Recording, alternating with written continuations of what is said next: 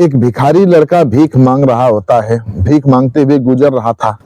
वो जब रास्ते में जाता है, देखता है कि एक अंग्रेजन लड़की उसको कुछ नौजवान लड़के छेड़ रहे थे। अब वह भिखारी लड़का तुरंत वहां जाता है, लोगों को समझाने बुझाने का प्रयास करता है, हटाना चाहता है, पर लोग नहीं मानते हैं। अब वह भिखारी लड़का उन लोगों से लड़ने लगता है और जोर जोर से चिल्लाने लगता है, ताकि कुछ लोग आवाज सुने तो वहां आ जाएं और इन सबको भगा दे, हटा दें। अब यही भी होता है, लोग वहां इकट्ठा हो जाते हैं। उसकी आवाज सुन करके सभी लोग उन लड़कों को हटाते हैं, उस अंग्रेज लड़की को छुड़ा देते हैं। वो अंग्रेज लड़की इस भिखारी लड़के को बहुत बहुत धन्यवाद देती है। फिर इसके बाद जो हुआ, कहानी बड़ी मजेदार है, आप लोग पूरा सुनिएगा, मजा आ जाएगा। नमस्कार, प्रणाम। हम अजीत यादव शेरा भाई, हमारे इस चैनल में आप सबका बहुत बहुत स्वागत है। अगर आप लोग हमारे इस चैनल को सब्सक्राइब नहीं किए हो तो आप सबसे करबद्ध निवेदन है कि आप लोग हमारे चैनल को सब्सक्राइब करें, हमारे चैनल को आगे बढ़ाने में अपना सहयोग करें। अब कहानी विस्तार से, यह कहानी शुरू होती है सतना शहर से। सतना इलाके से, एमपी में पड़ता है। सन 1935 से यह कहानी शुरू होती है। यहीं का रहने वाला एक गरीब व्यक्ति जिसका नाम मंगरू राम होता है। मंगरू राम की पत्नी का नाम बुधनी देवी होता है। मंगरू बड़ा ही गरीब व्यक्ति था, मेहनत मजदूरी का काम किया करता था, दूसरों के खेतों में काम करता था, घरों पर काम करता था। जो आमदनी होती थी उसी से उसके परिवार का खर्च चलता था। मंगरू राम का एक बेटा था जिसका नाम लोग बड़े प्यार से गंगा राम रखते हैं।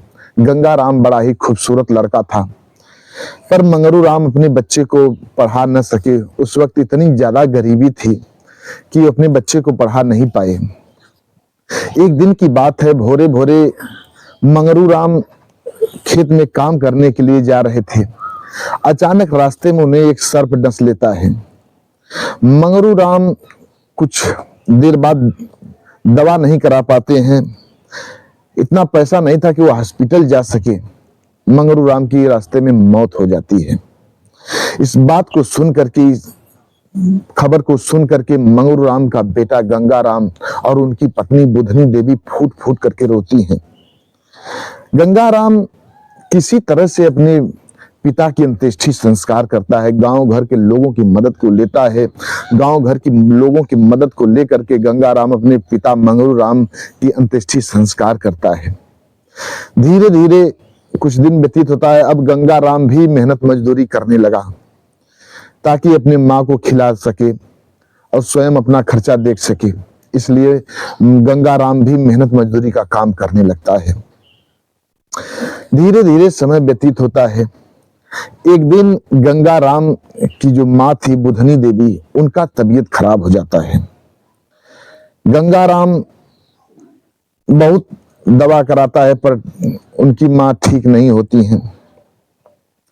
इधर एक दिन की बात है, जब उनको कुछ पैसे की जरूरत थी, गंगा राम को कुछ पैसे की जरूरत थी ताकि माँ का इलाज करा सके, तो पैसे उसको पर्याप्त नहीं मिल पाते थे मेहनत मजदूरी करने से।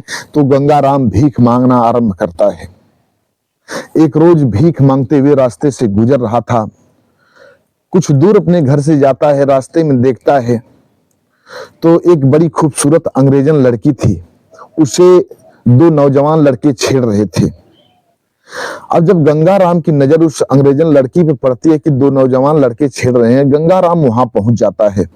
उन लोगों को बहुत समझाने का प्रयत्न करता है, लोगों से समझाता है, कहता है कि देखिए ये विदेशी लड़की हैं और इनके साथ दुर्व्यवहार मत कीजिए। देखिए हमारे हिंदुस्तान का पानी ही ऐसा है कि हमारे हिंदुस्तान में जो वास्तव में सब व्यक्ति हैं जिनका संस्कार अच्छा है, वे लोग गलत काम बर्दाश्त नहीं कर पाते हैं, चाहे वह दुश्मन की बेटी हो चाहे दुश्मन हो। वे लोग दुश्मन के साथ भी अन्याय नहीं करना चाहते हैं। यही गंगा राम के दिल में भी था। गंगा राम उन लोगों को बहुत समझाने का प्रयत्न करता है पर वे लोग नहीं मानते हैं। अब गंगा राम उन लोगों से लड़ जाता है, जो नौजवान लड़के थे उन लड़कों से लड़ने लगता है और जोर जोर से चीखने चिल्लाने लगता है ताकि उसकी चीख पुकार सुन करके गांव के लोग यहाँ आ जाएं और इन लड़कों को हटाने का प्रयत्न करें ताकि इस अंग्रेजन लड़की की आबरू बच सके। होता भी यही है। गंगाराम की चीख पुकार सुन करके वहां के पड़ोसी लोग वहां इकट्ठा हो जाते हैं, आते हैं, देखते हैं कि दो नौजवान लड़के इस अंग्रेजन लड़की को छेड़ रहे हैं, तो सभी लोग उन दो नौजवान लड़कों को मार करके, किसी तरह से समझा बुझा करके मार करके वहां से हटाते हैं। अब दोनों लड़के अंग्रेजन लड़की को छोड़ करके हट जाते हैं। वह अंग्रेजन लड़की गंगाराम को दिल से धन्यवाद देती है। गंगाराम से कहती है, अगर आप न होते तो आज हमारी आबरू लुट ही गई होती। गंगाराम कहता है, ये तो हमारा कर्तव्य बन रहा था कि मैं आपको बचाऊं। गंगाराम को वह लड़की धन्यवाद देती हुई अपने घर की ओर चली जाती है। इधर गंगाराम भीख में जो पैसे मिले थे अपनी माँ के इलाज के लिए पैसे लेकर के आता है और अपनी माँ को उठा करके हॉस्पिटल में लेकर के जाता है। अपनी माँ को एडमिट कराता है। उसकी माँ एडमिट हो जाती हैं। वहां उनकी तबीयत बहुत ज्यादा सीरियस हो चुकी थी। अब डॉक्टर साहब कहते हैं कि देखो, इनको ब्लड की सख्त जरूरत है, इनको ब्लड चाहिए, तब ये ठीक हो पाएंगे, अन्यथा ये अपनी दम तोड़ देंगी।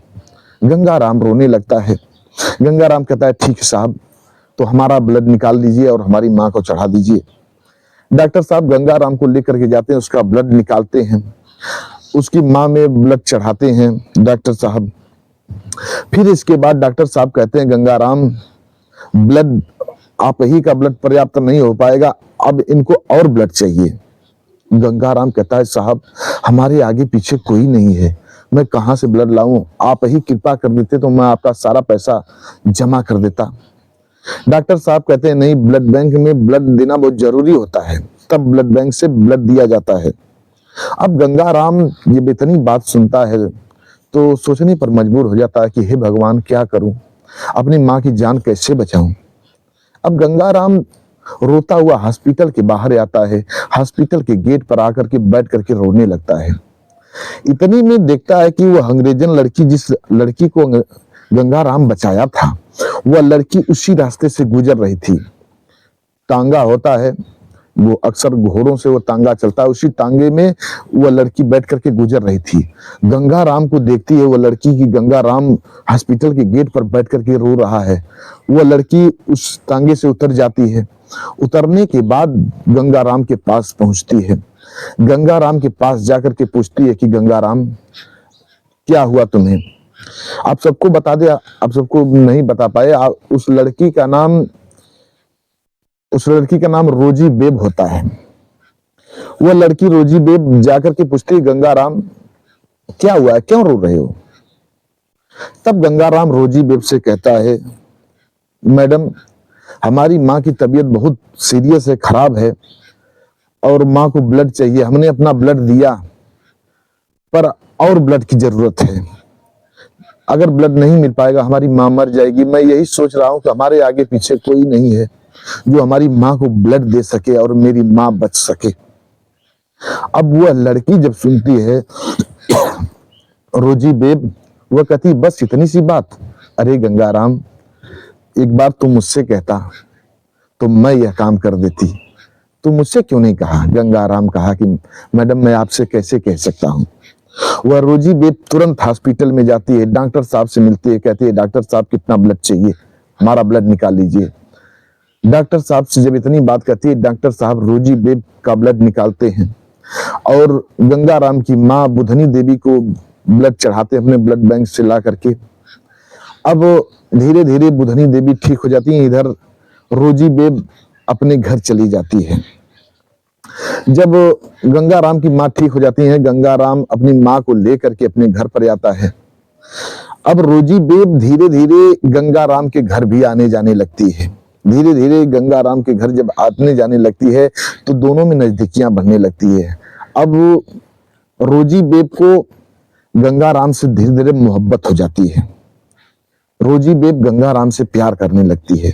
अब हर रोज रोजी बेब गंगाराम के घर आने लगती है। अब धीरे धीरे एक दूसरे के साथ दोनों फिजिकल रिलेशन भी बनाने लगते हैं, नजदीकियां बढ़ जाती हैं, दोनों का प्यार परवान चढ़ जाता है। रोजी बेब अब गंगाराम को अपने घर से पैसा ला करके देती थी, घर का खर्चा बर्चा गंगाराम चलाता था। गंगाराम का हालात भी बदलने लगा, सुधरने लगा।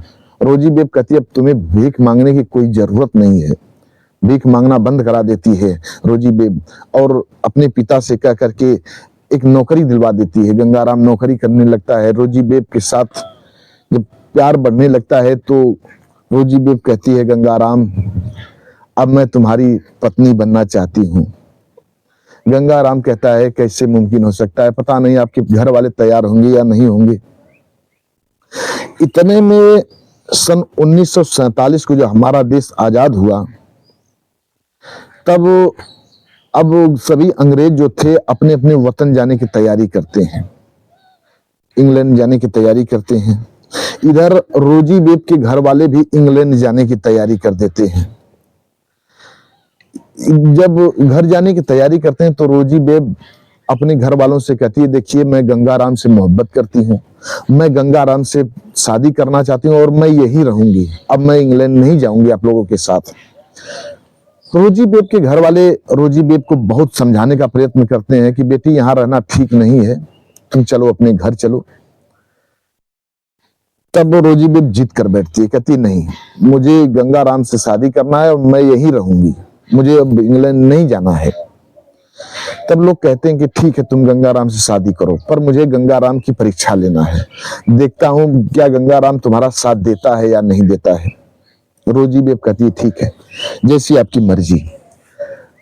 रोजी बेब के माता पिता भाई बहन सभी लोग एक व्यक्ति के द्वारा गंगाराम को खबर भेजते हैं कि जाओ गंगाराम से कह दो कि रोजी बेब अपने माता पिता परिवार के साथ अपने वतन इंग्लैंड चली गई, देखता हूं गंगाराम का रिएक्शन क्या होता है। अब वह व्यक्ति जाता है, जिस व्यक्ति से लोग कहे थे वह व्यक्ति जाता है, गंगाराम को सूचित करता है, कहता है गंगाराम रोजी बेब अपने माता पिता भाई बहन के साथ अपने वतन इंग्लैंड चली गई। जब इतनी बात गंगाराम सुनता है, दौड़ पड़ता है, दौड़ करके रोजी बेब के रूम पर जाता है, हवेली पर जाता है, वहां द्वार पर जाकर के रोजी बेब को पुकारने लगता है, चिल्लाने लगता है। रोजी बेब के परिवार वाले और रोजी बेब को साथ लेकर के घर में छिपे हुए थे। लोग सोचते हैं कि देखता हूं कि गंगाराम का रिएक्शन क्या होता है। गंगाराम जोर जोर से चिल्लाने लगता है, बुलाने लगता है, रोजी कहाँ हो, मैं आ गया हूं तुम्हारे पास, हमारे पास आओ, तुम कहाँ गई हो, चिल्लाता है खूब, पर कोई घर से बाहर नहीं निकलता है। जब कोई घर से बाहर नहीं निकलता है, गंगाराम वहीं घुटनों के बल बैठ जाता है, घुटनों के बल बैठ करके सिर धुनने लगता है और फूट फूट करके चिल्ला चिल्ला करके रोने लगता है। रोजी बेब का नाम लेकर के फूट फूट करके रोता है। जब फूट फूट करके रोता है, इतने में घर के लोग, रोजी बेब के घर के लोग, उसके माता पिता भाई बहन सभी लोग घर से बाहर आते हैं, निकल करके तालियां बजाने लगते हैं, तालियों से गंगाराम का स्वागत करते हैं, कहते हैं मान गए गंगाराम, मान गए, तुम हमारी बेटी से वास्तव में मोहब्बत करते हो। सभी लोग गंगाराम को बुला करके अपने सीने से लगा लेते हैं। गंगाराम रोता है। तब रोजी बेब के माता पिता गंगाराम की और रोजी बेब की शादी एक मंदिर में ले जा करके करवाते हैं। शादी करवाते वक्त प्रतिज्ञा करवाते हैं गंगाराम से, कहते हैं कि गंगाराम अब तो हम लोग अपने वतन जा रहे हैं, पर तुम ये प्रतिज्ञा करो कि तुम हमारी बेटी को कभी कोई तकलीफ नहीं दोगे और हमारी बेटी का कभी साथ नहीं छोड़ोगे। गंगाराम जब इतनी बात सुनता है तो मंदिर में प्रतिज्ञा करता है कि हम कभी आपकी बेटी का साथ नहीं छोड़ेंगे, हम अब आपकी बेटी को अपने प्राण से भी ज्यादा मानेंगे। तब गंगाराम रोजी बेब के मांग में सिंदूर पहना देता है। मांग में सिंदूर पहनाने के बाद उसे अपना लेता है। इसके बाद कुछ दिन उसके माता पिता रहते हैं, फिर अपने वतन चले जाते हैं। गंगाराम और रोजी बेब दोनों नम आंखों से पूरे परिवार की विदाई करते हैं। सभी लोग अपने वतन जाते हैं। गंगाराम और रोजी बेब उसी मकान में रहने लगते हैं जिस मकान को रोजी बेब के माता पिता छोड़ करके गए थे। आज भी गंगाराम और रोजी बेब उसी मकान में हैं। आप लोगों को थोड़ी हैरानी होगी कि वो अंग्रेज लड़की थी तो सभी अंग्रेज चले गए, पर सभी अंग्रेज नहीं गए। जिनकी इच्छा थी रहने की वे लोग रहे और जिनकी इच्छा थी नहीं रहने की वे सब चले गए, पर सभी लोग शांत थे। भारत आजाद था। आजाद भारत में आज भी गंगाराम और रोजी बेब रहते हैं। कभी कभी गंगाराम और रोजी बेब इंग्लैंड जाते हैं रोजी बेब के माता पिता से मिलने के लिए। रोजी बेब के माता पिता भी कभी कभी घूमने आया करते थे। अब पता नहीं है या नहीं है, एक पत्रिका में निकला हुआ था। इस कहानी को हम आप लोगों के बीच रख दिए। कहानी कैसी लगी, इस कहानी में आप लोग इस कहानी लगी आपको कैसे, कमेंट के जरिए इस कहानी का रिएक्शन आप लोग बताएंगे। मिलते हैं अगले एपिसोड में किसी एक नई और मनोरंजक कहानी के साथ। तब तक के लिए नमस्कार।